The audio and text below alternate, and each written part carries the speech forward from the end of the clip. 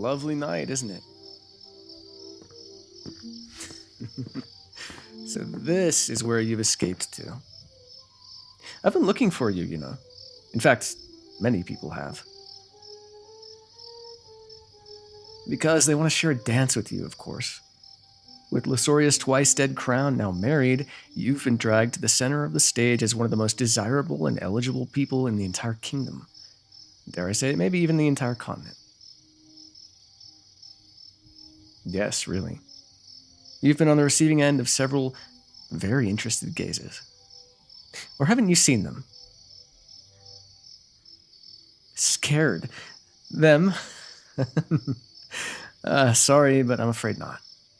While you usually cut quite the intimidating figure with your sword and armor, it's a very different story tonight.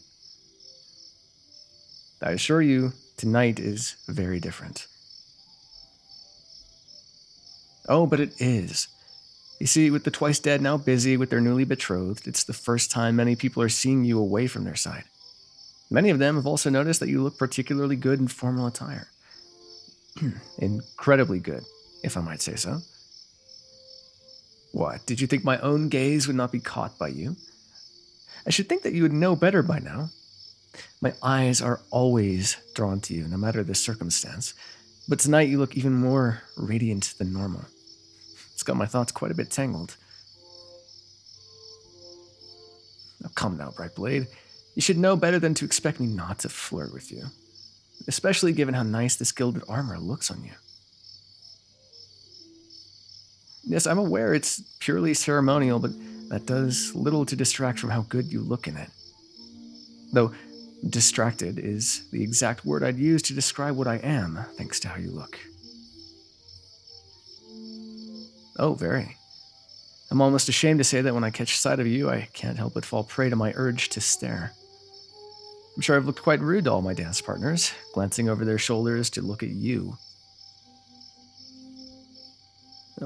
Most certainly they are. I'm sure by now rumors of my ill-mannered ways have begun to spread through the rumor mill. An odd case, given that I'm sure the gossips of the kingdom's courts would find the true story even more entertaining and worthy of their time. The sole ruler of Kincurious, the wild flame, vying for the affections of the bright blade of Lysoria, having held affections for them for several years. That would be something even more worthy of their incessant warbling. It would be quite the mess to deal with. Though I have to say, part of me quite likes the idea of my affections being uncovered by the courts. I know. You're not so fond of the idea, and I understand why. Truly I do. My mind, the rational parts of it, even agree. But there's still a part of me that wishes to let words slip about my feelings. At the very least, so that my advisors would finally quit pestering me about finding someone to court. That answer is obvious, I should think. Of course there are emotional reasons behind such logic. What a ridiculous question to ask.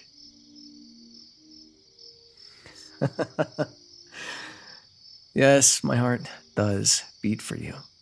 However, just because I love you, that doesn't mean that I shall dull any sharp words I send your way.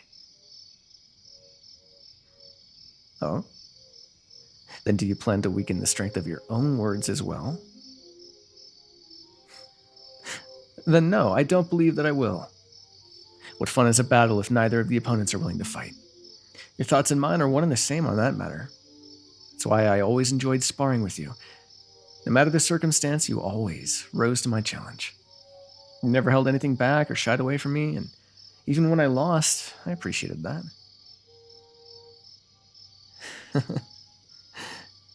You know, it was during those sparring matches that I always felt closest to you.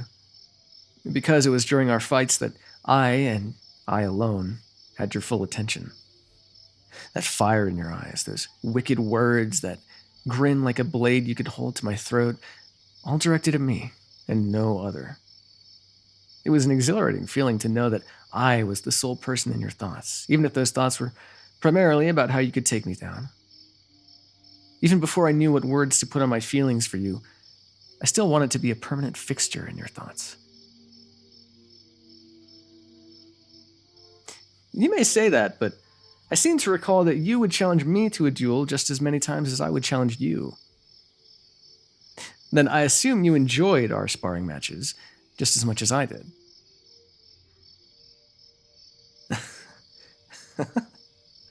The ruthless executioner Brightblade thinks that I, a mere royal with guards to protect them, can prove to be a challenge. That may be the highest compliment I've ever received. Yes, I might still be a skilled fighter, but I hardly have the same renown as you. Few names strike fear into the hearts of our enemies and allies alike, like yours does. Only our two kingdoms know you to be a human, as any other, rather than a specter of death and demise. Oh, I'm certain that no member of my court would even begin to imagine what I was like as a wayward. They would be scandalized to realize that we used to fight each other as mercilessly as we did. The amount of blood we could spill from each other in less than a minute was impressive, to say the least. I think some of my very first scars were received at your hands. Hopefully you received some of yours from me as well. Good. I'd hate to be the only one bearing souvenirs from our time together. It would be far too greedy to keep all the injuries for myself.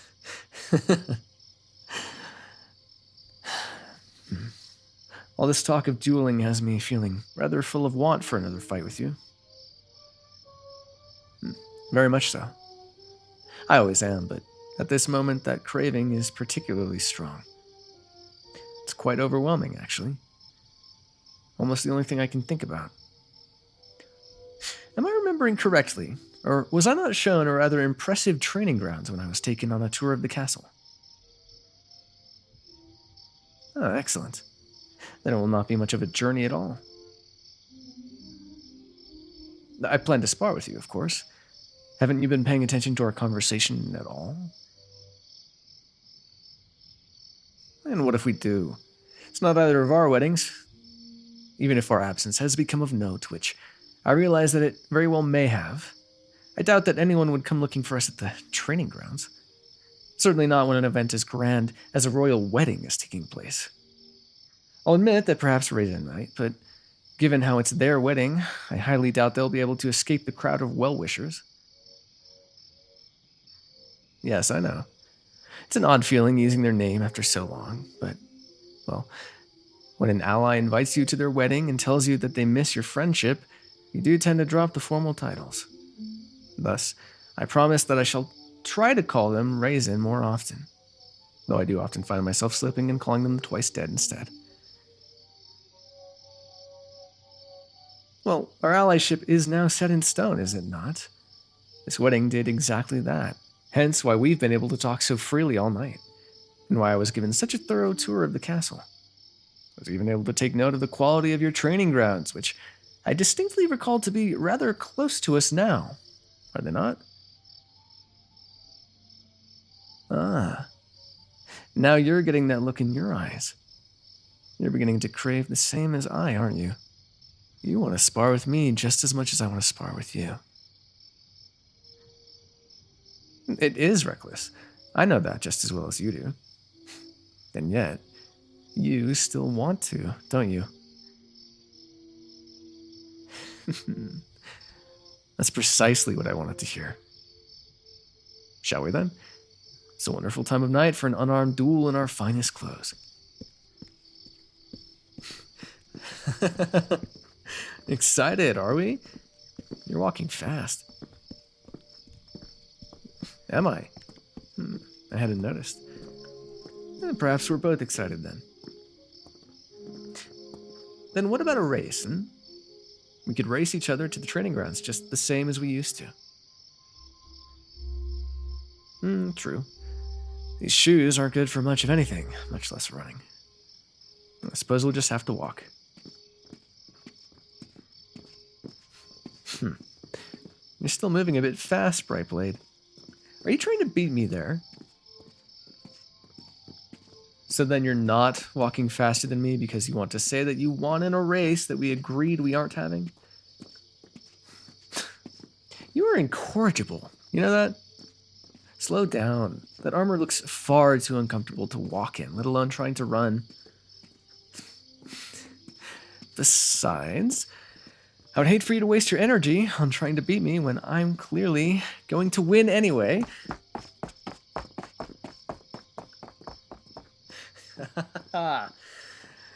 As I said, I win. Now, Bright Blade, you shouldn't throw stones when you live in walls made of glass. I wasn't the first one who tried to play dirty, was I? You can hardly blame me for winning a game that you set the rules for. You can blame the armor as much as you want, but we both know that I was going to win either way. Then I suppose we'll need to have a rematch at some point, won't we? We might even have to start keeping track of the wins and losses. Of course. We're allies now, remember?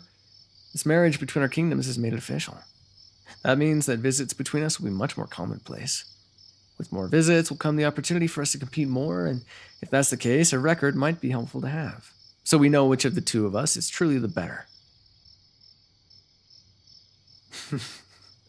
You're rather confident in yourself, aren't you? I didn't say it wasn't for good reason. You've proven your skills time and time again, and are a worthy competitor in every arena you might enter. No one's debating that, least of all me.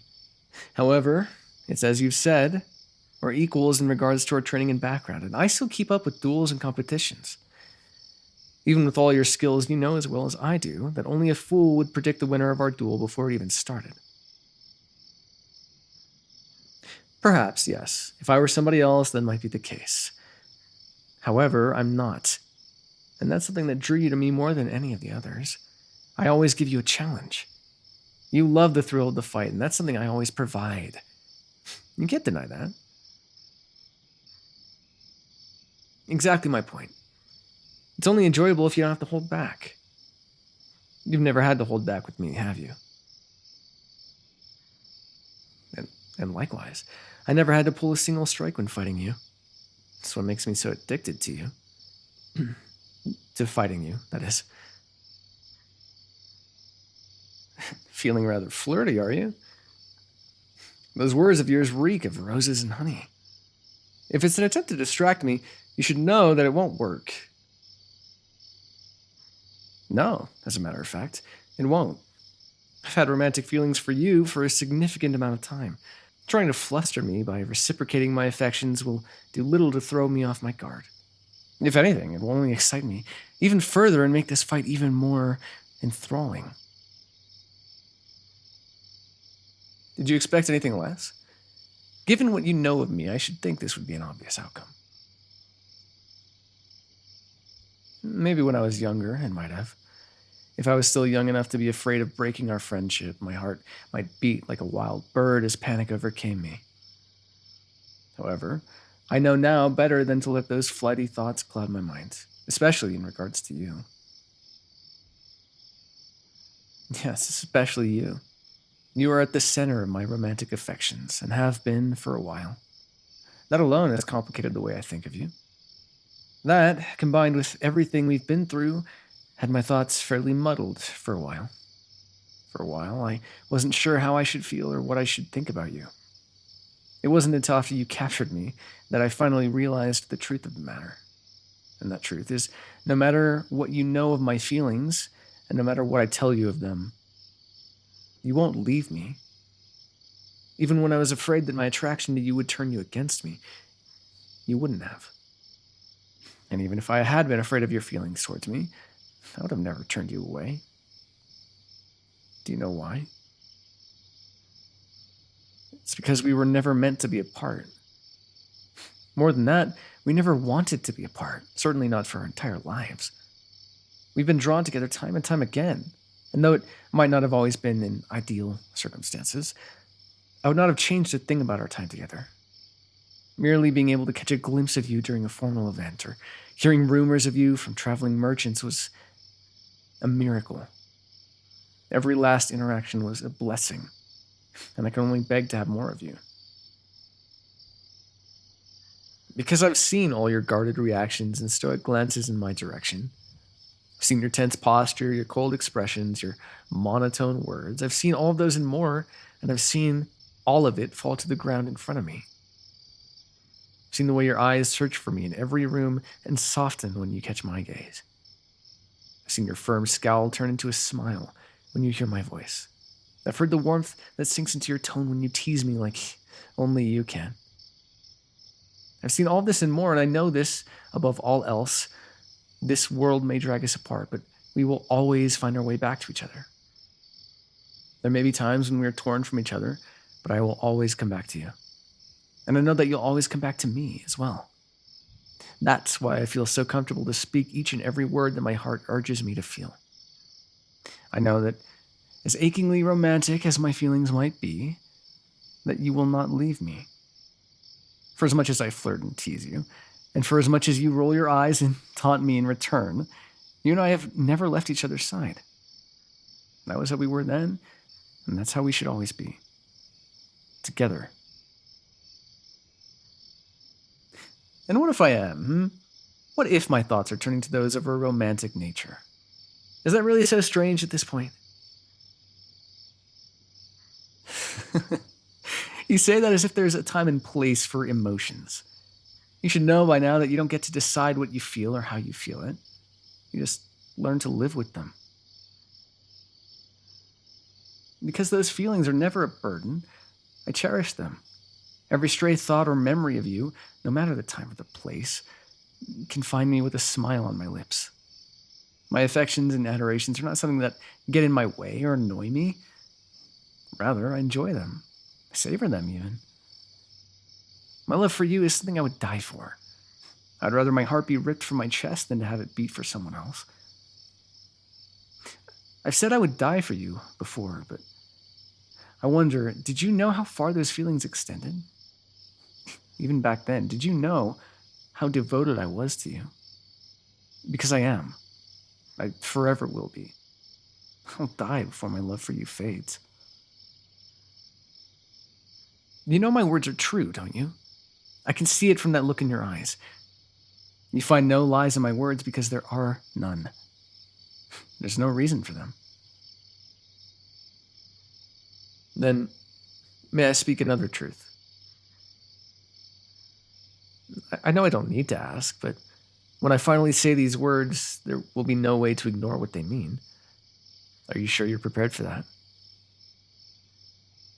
I'm not trying to delay this conversation. I'm simply not sure what will happen after I say this. What will become of us after I say this?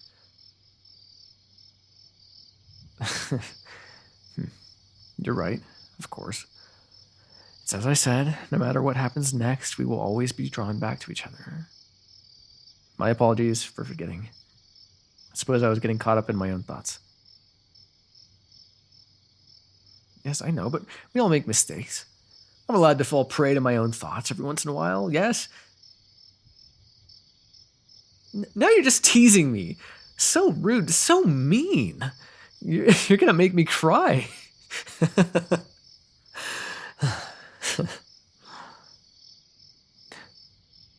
I shall never cease to be amused by how your teasing is the quickest way to calm my nerves and steady my mind. Thank you for that, just now. It's much appreciated. I'm not trying to stall. You're just being impatient. Fine, then I'll just say it.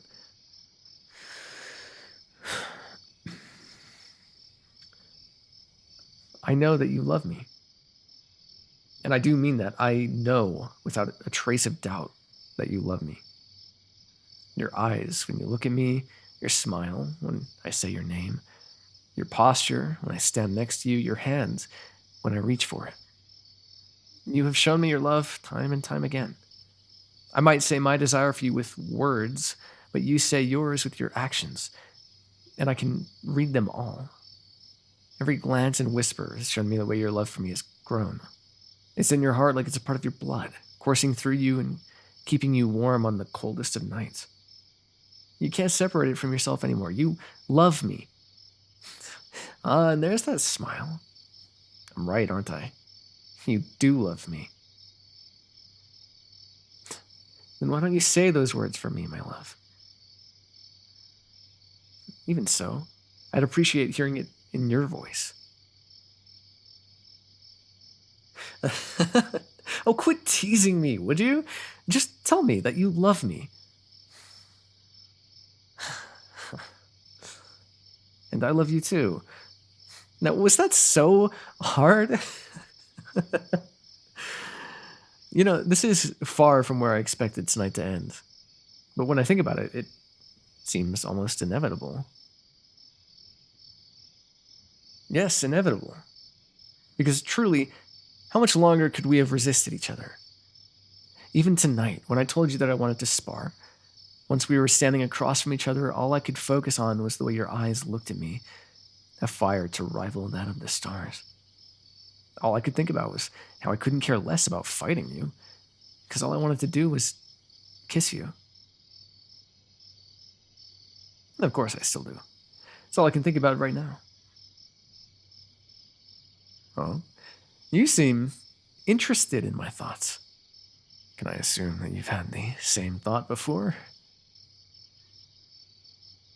Then perhaps, if you're interested in that idea, we should indulge in those thoughts.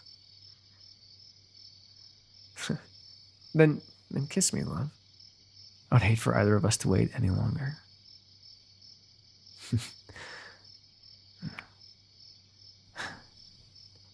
Well, that was... For all the time I've thought about kissing you, I don't think anything could have compared to finally feeling your lips against mine. I know I'm the more talkative of the two of us, and yet my mind can find no words to describe it. Yes, that might work.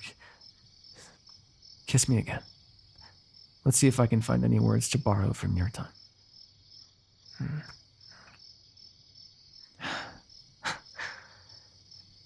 It appears that I still find my mind devoid of any words besides 3.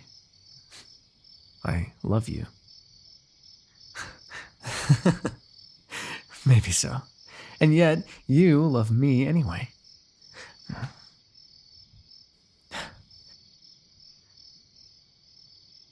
By the gods, you are the only heaven I should ever need. So long as I have you, I should need nothing more. You are everything I could ever want.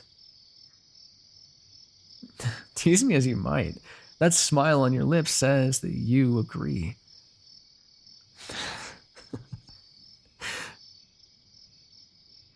I just realized that now we really are going to have to announce this to our courts, won't we? Imagine what an uproar that will cause. But not tonight. It would be bad form to announce our relationship at a royal wedding. Tonight, in that castle, is their night. However, out here, tonight, it is just you and I. You and I. As it always should be. As it always will be. Then kiss me again. The night is short, and I plan to spend every second of it with you, and only you. Kiss me again, love.